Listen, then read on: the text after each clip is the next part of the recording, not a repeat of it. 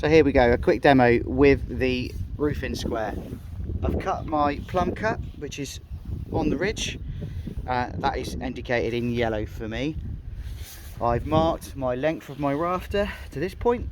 I know my height of my depth of my bird's mouth.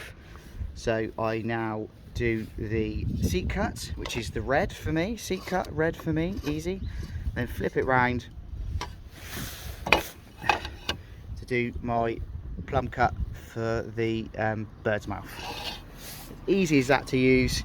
Fantastic bit of kit. That is set. I can now cut every single rafter. I can cut myself a template and that'll be right every time. Fantastic bit of kit.